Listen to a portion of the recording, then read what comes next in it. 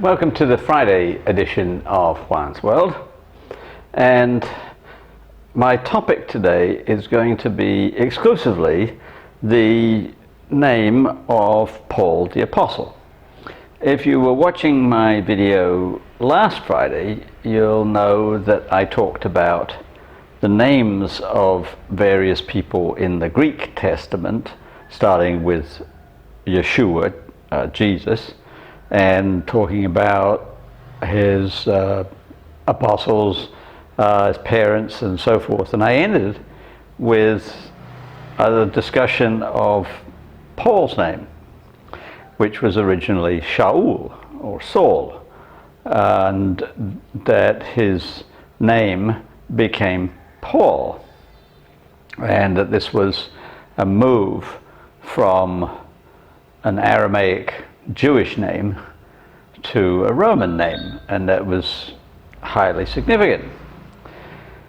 Well, there was some feedback after that saying that that was really interesting what I had said, and could I say more? Well, at the time I couldn't, and now I can, and it's really complicated and I think quite fascinating, because it was not a name change. It appears as a name change to us because of the way it's presented to us in both the Acts of the Apostles and in the epistles. But it's not like the change from Peter to Cephas, where Jesus renames Simon as Peter or Petros or Cephas, the rock, or Jacob in the Hebrew Bible, where God changes his name from Jacob to Israel. Those are changes quite deliberately made by God and Jesus. Paul is a different matter entirely. So let's pursue that track.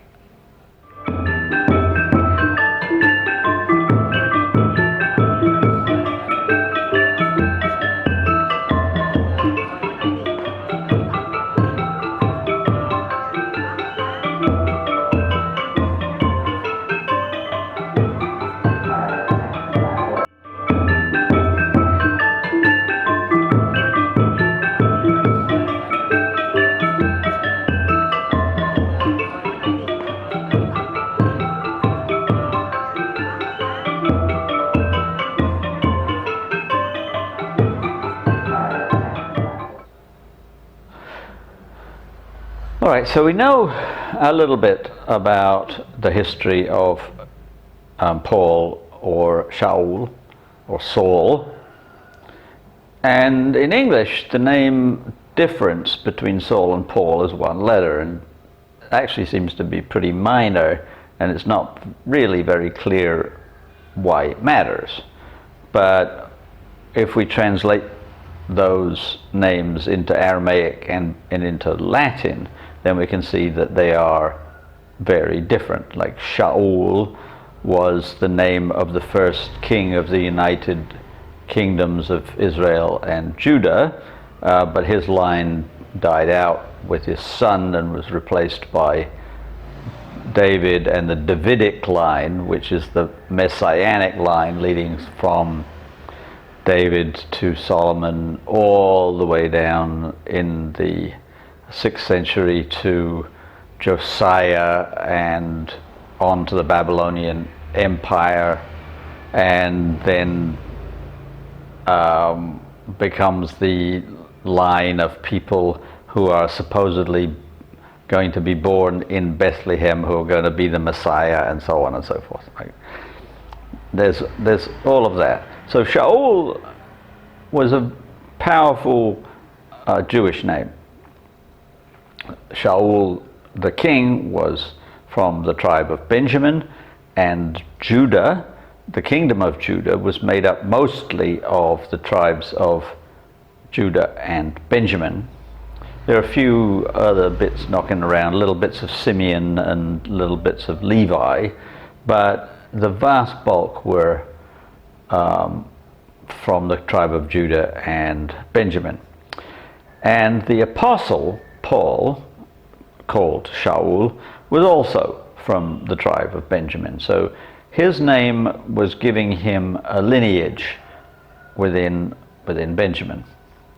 And he was known as the Pharisee of Pharisees. He was a member of the Sanhedrin, which among other things means that he was married, although we don't hear much about that.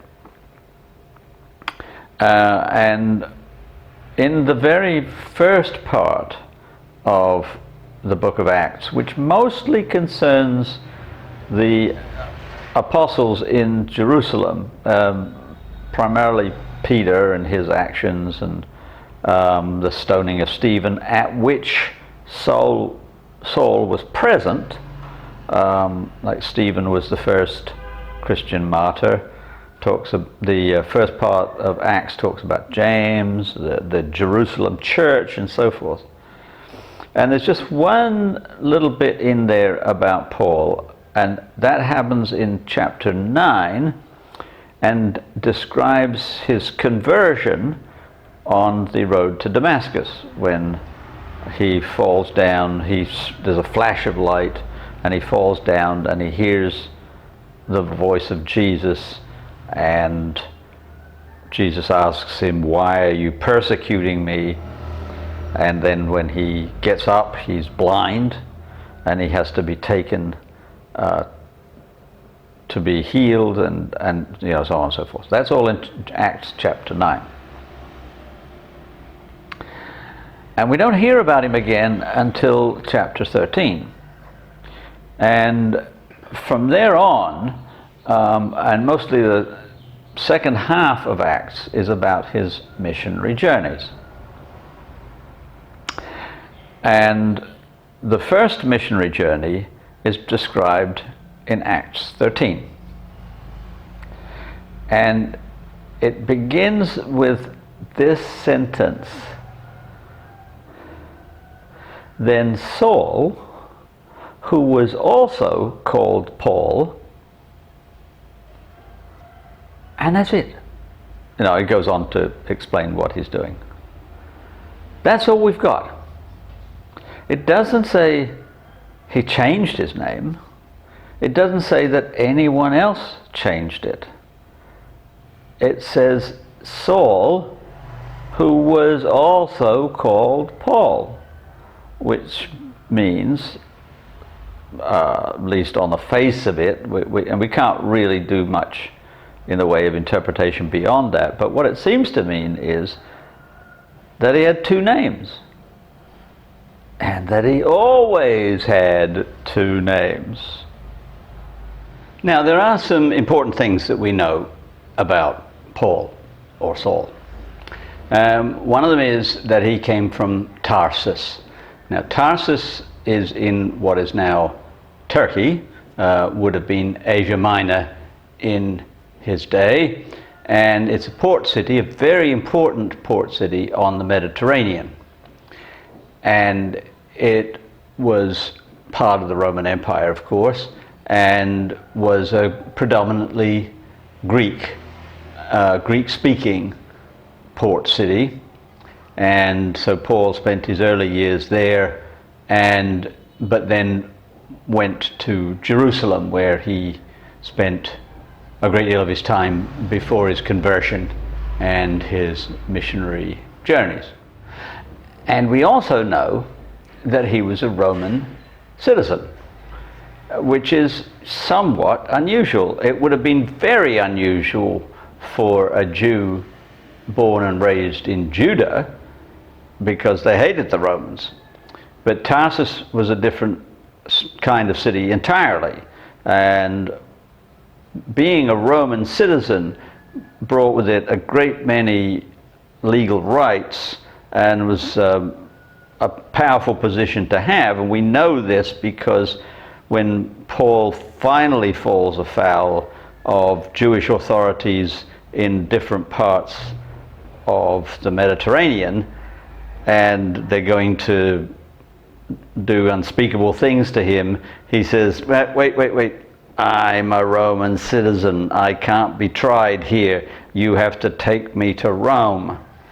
And of course everyone's terrified, and they ship him off to Rome. So he came from a very important family, and the fact that he was a Roman citizen probably means that he always had a Roman name. That is, he had a Jewish name for his family and everyday business, and the name that he used in Jerusalem and when he was a Pharisee and all of those kinds of things. But he also had a Roman name. That's at least my surmise. Now, Paulus in Latin is a distinctly Roman name. It's not a translation of anything prior. It's not a translation of a Greek name or anything like that. The Roman culture took a lot of bits from Greek culture. Roman religion, the Roman gods, and all the high temple worship and so forth, all ultimately comes from Greek religion. They changed the names, and their acts are pretty much the same. And a lot of Roman names were originally Greek names, but not Paul. Paul is a distinctly Roman name, and it literally means little, and was used at first as a distinction, so that you could say, I've got this son who is the older son, Sergius Maximus, maybe. Maximus means the greatest, but it could also mean the oldest. And Sergius Paulus, the little one. But it also has the connotation of humility. Whether Saul's name signified any of those, we have no idea, because Paulus ultimately just came to be a first name. Was he called from birth Saul Paulus? We don't know. All we know is that he was Saul, who was also called Paul. But we also know from his epistles that he wanted to be, and this is a quote from Corinthians, all things to all people. And he says, to the Jews I was a Jew, and to those who were not under the law I was also not under the law. So it's not impossible that in his missionary journeys he used both names, depending on whether he was talking to Jews in wherever he was, in Corinth or even in Rome, or whether he was speaking to Gentiles. We don't know. But we do know that in his epistles he always calls himself Paul, which seems to suggest that he had used that name on his missionary journeys. Now, it's fair to say that without Paul we wouldn't have Christianity. And there are two reasons for that. One of them is historical and one of them is theological. The historical reasons are very simple. The apostles in Jerusalem who had created the Jerusalem church were really wary of Paul. He had been their archenemy. He'd been imprisoning and persecuting Christians up and down Israel. And the idea that he had all of a sudden changed over to being an ardent Christian was a little bit troubling for the apostles. And when he first came back from his trip on the road to Damascus, no one believed him. And he finally had a meeting with all of the apostles at least once and probably twice. And on those meetings, they said, "Oh, we've got a really good idea. We'll take care of Jerusalem and the surrounds. You go off and do your evangelizing in the other parts of the world. How about that?" So division of labor. And Paul said, "Yeah, fine. I'll do that." Now, in the year 70 CE, the Romans finally crushed what had become a serious, violent rebellion in Jerusalem that started in 66. By 70, the Emperor Titus had just completely crushed the rebellion and destroyed the temple.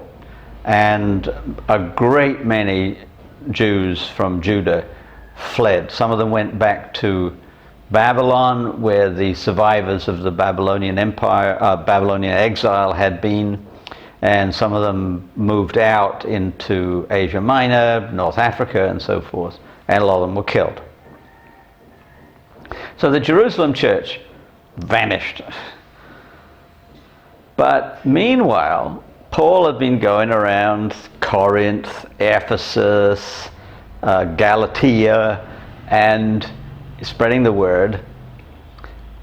And also, when he was not in those churches, when he went to other places, writing back to them and saying, "Okay, I understand that you've got problems." Like in Corinth, they wrote to him and said, "We keep fighting, we're trying to have our Lord's Supper and people keep getting drunk." And so Paul writes back and says, "Look, when you celebrate the Lord's Supper, this is what you need to do." And he talks about love, also in Corinthians. But in Romans in particular, one of his most theological epistles, he talks about all manner of things, including the nature of sin and of the soul and the spirit. He talks about the sins of the flesh. We get this dualism between the flesh, which has its own desires, and the spirit, which has different desires, and they're always in conflict, and so forth. So he builds a whole theology. Because the histories that we have in the Gospels, which are actually later than the epistles, but the Gospels and the Acts of the Apostles don't give us enough theology to be going on with. Paul does, and that was because he was a rabbinical scholar, and he knew how to think about these terms in the context of Judaism and how they can be modified to form Christianity. So he's a really critical figure. And when the Jerusalem church died, the churches in the diaspora, throughout Asia Minor and Europe, survived and thrived. Obviously, the church in Rome particularly survives until this day. So Paul's our man. He's the one who did it all. And it appears that his missionary journeys began with him going to different places and first of all talking to the Jews, because the Christian message ultimately is a modification of Judaism. The story of Easter is the story of a sacrificial lamb, and that Jesus is the sacrificial lamb for all of us. Well, the sacrificial lamb comes from the Passover, and Jesus was crucified at the Passover, so that he becomes the true sacrificial lamb. Well, if you're not Jewish, and somebody comes up to you and says, do you know that Jesus is the one true Passover lamb? Then you're going to say, well, what's a Passover lamb? I have no idea. I don't celebrate Passover. I don't know anything about it. But Paul went first to the Jews and had that simple message, and for the most part had it rejected, but then went to people who were not Jews and preached not just the message of the sacrificial lamb, but also about love, about charity, about faith and honesty and all of those things, and how you will inherit the earth if you do those things. And he made multiple converts. So there's every good reason for him to want to emphasize his Gentile bona fides. And he had two names. And he says that he's all things to all people. So presumably he was Shaul to Jews, and he was Paul to the Gentiles. And his message to the Gentiles is the message that survives. And so his name as Paul survives. The other important thing about being Paul, being a Roman, is that as he traveled around the Roman Empire, he did not want to stir up trouble with the Roman authorities. And one of the ways he could do that was to say, look, I'm Paul. I'm a Roman citizen. I'm not fighting against you governmentally or politically. I'm just introducing a different belief system.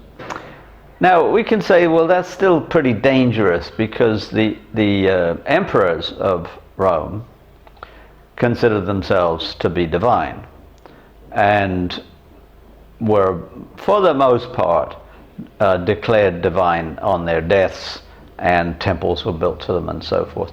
So saying that there's a divinity that is even higher than the Roman emperors, not a hugely beneficial strategy, but he was trying to hedge his bets a little bit, and by suggesting that he was a Roman citizen, he had a Roman name, and so forth, kind of dulled the criticism from the Roman authorities' side. So what I'm saying is that Paul had two names, and he always had two names, and he chose to use one or the other depending on circumstances. Now that's interesting to me, because I have two names, and I do the same. They're not quite as different as Shaul and Paul, but I was born in Buenos Aires, and when I was born in the 1950s, the government in Buenos Aires would not allow English names. My mother, very, very seriously English, wanted to call me John after my father. And the Argentine government said, sorry, you can't. And so she chose the next best thing, which was the Spanish version, which is Juan. And on my birth certificate, I am identified as Juan Alejandro. And my mother was furious because she didn't want a son called Juan. So she took me off to St. Andrew's Presbyterian Church and had me baptized, and got a baptismal certificate, duly stamped and everything, that said I am John Alexander. And she put that, tucked it in with my birth certificate to show people if they ever questioned me. Not a legal name change, but back in the 50s and 60s nobody cared. So now I have two passports. Well, I actually have three, but the two that matter are that I have a passport from Argentina, and Argentina says that I am Juan Alejandro Forestis Loper, and my UK passport, which is I'm John Alexander Forrest. So I have a choice. And for a great part of my life, I used the English name because that's what my mother used. My mother enrolled me in school in England in 1956 as John Alexander. Nobody batted an eyelid. When I applied for a passport, nobody batted an eyelid. They would do now, but they didn't then.